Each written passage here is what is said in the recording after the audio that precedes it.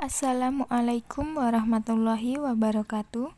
Kami dari kelompok 1 kelas PGMID dengan anggota Kusnul Ida Masufah, Dibi Viola, Sukma Friski Aryan akan membahas materi pertama, yaitu wawasan bimbingan dan konseling sekolah 2 dalam mata kuliah bimbingan dan konseling yang diampu oleh Bapak Asmi Mustaqim MA.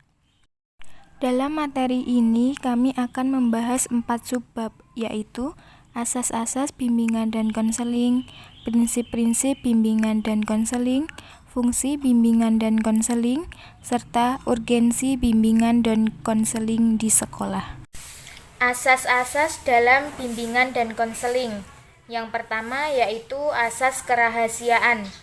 Asas kerahasiaan merupakan asas yang menuntut dirahasiakannya segenap data dan keterangan peserta didik atau klien yang menjadi sasaran layanan, yaitu data atau keterangan yang tidak boleh dan tidak layak diketahui oleh orang lain, sehingga kerahasiaannya benar-benar terjamin. Yang kedua yaitu asas kesukarelaan. Asas kesukarelaan merupakan asas yang menghendaki adanya kerelaan peserta didik atau klien dalam kegiatan yang diperuntukkan baginya. Sedangkan konselor berkewajiban membina dan mengembangkan kesukarelaan tersebut. Yang ketiga yaitu asas keterbukaan. Dalam hal ini, konselor menginginkan seorang klien atau peserta didik untuk bersikap terbuka dan tidak berpura-pura, baik dalam memberikan keterangan tentang dirinya sendiri maupun dalam menerima berbagai informasi dan materi dari luar yang berguna bagi pengembangan dirinya. Yang keempat yaitu asas kegiatan. Dalam hal ini, peserta didik atau klien dapat berpartisipasi aktif di dalam kegiatan bimbingan. Guru atau konselor perlu mendorong dan memotivasi peserta didik untuk dapat aktif dalam setiap kegiatan. Yang kelima yaitu asas kemandirian. Setelah mengikuti kegiatan bimbingan dan konseling, peserta didik atau klien diharapkan menjadi individu-individu yang mandiri dengan ciri-ciri mengenal dirinya sendiri dan lingkungannya, mampu mengambil keputusan, mengarahkan, serta mewujudkan diri sendiri. Yang keenam yaitu asas kekinian. Asas ini menempatkan permasalahan yang dihadapi peserta didik atau klien dalam kondisi sekarang, kondisi masa lampau, dan masa depan dilihat sebagai dampak dan memiliki keterkaitan dengan apa yang ada dan diperbuat peserta didik pada saat sekarang. Yang ketujuh yaitu asas kedinamisan. Dalam asas ini menghendaki bahwa peserta didik atau klien selalu bergerak maju, tidak monoton, dan terus berkembang, serta berkelanjutan sesuai dengan kebutuhan dan tahap perkembangan dari waktu ke waktu. Yang kedelapan yaitu asas keterpaduan. Kegiatan yang dilakukan harus saling menunjang, harmonis, terpadukan, dan berjalan dengan baik. Yang kesembilan yaitu asas kenormatifan. Kegiatan konseling didasarkan pada norma-norma, baik norma agama, hukum, peraturan, adat istiadat, ilmu pengetahuan, dan kebiasaan-kebiasaan yang berlaku. Bahkan peserta didik atau klien diharapkan memahami, menghayati, dan mengamalkan norma-norma tersebut. Yang ke-10 yaitu asas keahlian. Bahwa dalam asas ini kegiatan konseling harus dilakukan oleh seorang yang profesional di bidang konseling. Yang ke-11 yaitu asas alih tangan kasus. Setiap permasalahan yang tidak dapat dihadapi oleh orang tua, guru, atau peserta didik sendiri dapat dialihkan pada seorang konselor atau guru pembimbing dan jika seorang konselor tidak mampu menanganinya, dapat dialihkan pula kepada orang yang lebih kompeten. Yang ke-12 yaitu asas tuturi handayani. Dalam asas ini, kegiatan konseling diharapkan dapat mengayomi, mengembangkan keteladanan, memberi dorongan, serta kesempatan yang seluas-luasnya kepada peserta didik. Baik, selanjutnya saya akan menerangkan tentang prinsip-prinsip bimbingan dan konseling. Yang pertama yaitu bimbingan adalah untuk semua murid. Semua murid pada dasarnya memerlukan layanan bimbingan dan konseling sesuai dengan jenis dan sifat masalah yang dihadapinya. Berdasarkan pertimbangan waktu, tempat, tenaga, dan dana banyak sekolah yang membatasi program bimbingan dan konseling untuk membantu murid yang mengalami masalah tertentu saja, seperti potensi putus sekolah, kesulitan dalam belajar, dan kesulitan dalam mengadakan penyesuaian diri di sekolah. Yang kedua yaitu bimbingan dan konseling melayani murid-murid dari semua usia. Bimbingan dan konseling tidak hanya untuk siswa-siswa tingkat sekolah atau kelas-kelas tertentu saja, tetapi untuk semua siswa mulai dari kanak-kanak sampai perguruan tinggi, bahkan juga untuk orang-orang dewasa. Yang ketiga yaitu bimbingan mendorong pertumbuhan dan pengembangan siswa. Ada kecenderungan dari guru yang lebih senang memberikan kepada murid tentang apa yang harus dilakukannya. Siswa tidak pernah tahu tentang apa yang harus dilakukannya. Akibatnya, siswa selalu menunggu apa yang akan disuruhkan atau diperintahkan oleh guru.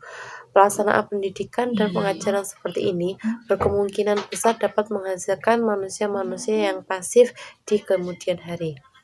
Selanjutnya yaitu bimbingan harus menjadi bagian yang terpadu dalam keseluruhan program pendidikan di sekolah. Bimbingan dan konseling merupakan bagian yang tidak terpisah dari program pendidikan secara keseluruhan.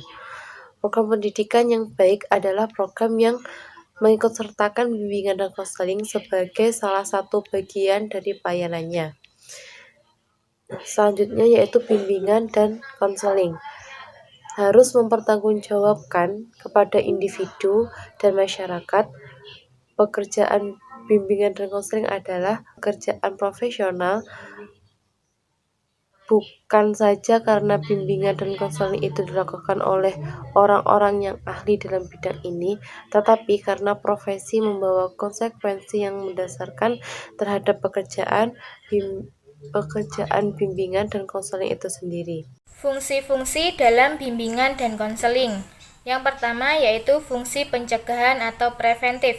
Fungsi ini akan mencegah dan menghindarkan peserta didik dari berbagai permasalahan yang mungkin timbul yang akan dapat mengganggu, menghambat, ataupun menimbulkan kesulitan dan kerugian tertentu dalam proses perkembangannya. Yang kedua yaitu fungsi pemahaman. Dalam fungsi ini akan menghasilkan pemahaman tentang sesuatu oleh pihak-pihak tertentu sesuai dengan kepentingan pengembangan peserta didik. Yang ketiga yaitu fungsi perbaikan. Dalam fungsi ini akan membantu konseling sehingga dapat memperbaiki kekeliruan dalam berpikir, berprasangka, dan bertindak atau berkehendak.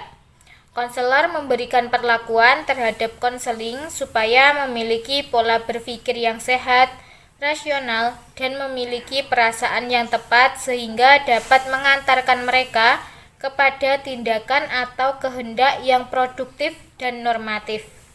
Yang keempat yaitu fungsi pemeliharaan dan pengembangan.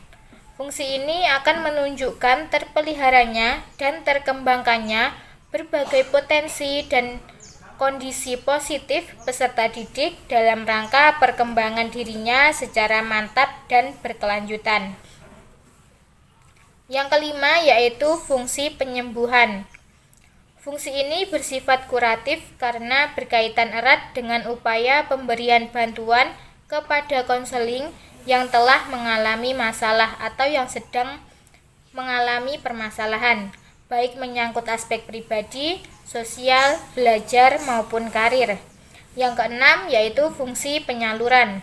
Fungsi ini membantu konseling untuk memilih kegiatan ekstrakurikuler jurusan atau program studi, dan memantapkan penguasaan karir atau jabatan yang sesuai dengan minat, bakat, keahlian, dan ciri-ciri kepribadian lainnya. Yang ketujuh yaitu fungsi penyesuaian. Fungsi ini membantu konseling agar dapat menyesuaikan diri dengan lingkungan secara dinamis dan konstruktif. Yang kedelapan yaitu fungsi fasilitasi. Fungsi ini memberikan kemudahan kepada konseling dalam mencapai pertumbuhan dan perkembangan yang optimal, serasi, selaras, dan seimbang seluruh aspek dalam diri konseling. Untuk selanjutnya kita akan membahas mengenai urgensi bimbingan konseling di sekolah. Peranan bimbingan dan konseling ini ialah memperlancar usaha-usaha sekolah dalam mencapai tujuan pendidikan. Usaha untuk mencapai tujuan ini sering mengalami hambatan, dan ini terlihat pada anak-anak didik di mana mereka tidak bisa mengikuti program pendidikan di sekolah karena mereka mengalami masalah, kesulitan ataupun ketidakpastian. Di sini letak peranan bimbingan dan konseling, yaitu untuk memberikan bantuan mengatasi masalah tersebut sehingga anak-anak dapat belajar lebih berhasil, dan dengan begitu pencapaian tujuan pendidikan lebih dapat diperlancar. Kemudian saat ini untuk di sekolah dasar sendiri kegiatan bimbingan konseling tidak diberikan oleh guru pembimbing secara khusus seperti di jenjang SMP dan SMA. Namun guru kelas harus menjalankan tugasnya, yakni menyampaikan semua materi pelajaran kecuali agama dan penjaskes, dan memberikan layanan bimbingan konseling kepada semua siswa tanpa terkecuali. Nah, mengingat bahwa anak sering menemui hambatan dan permasalahan sehingga mereka banyak bergantung kepada orang lain, terutama orang tua dan guru. Oleh sebab itu, anak usia sekolah dasar memerlukan perhatian khusus agar siswa dapat mencapai prestasi belajar dan segenap potensi yang dimiliki siswa. Kemudian siswa ini dapat berkembang secara optimal tanpa mengalami hambatan dan permasalahan yang cukup berarti. Presentasi yang telah kami sampaikan dapat disimpulkan bahwa bimbingan konseling ini memang memiliki peranan dan kedudukan yang penting bagi peserta didik. Nah, peran bimbingan dan konseling itu sangat membantu meningkatkan mutu pendidikan, karena bimbingan dan konseling ini bisa membantu mencari solusi atas masalah yang terjadi di dunia pendidikan.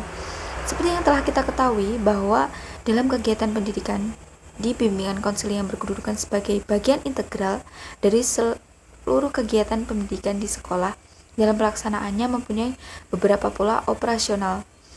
Apalagi dalam situasi sekarang ini, di mana fungsi sekolah atau lembaga pendidikan formal tidak hanya membekali para siswa yang setumpuk ilmu pengetahuan saja, tetapi juga mempersiapkan para peserta didik untuk memenuhi kebutuhan serta tuntutan perubahan serta kemajuan yang terjadi di masyarakat.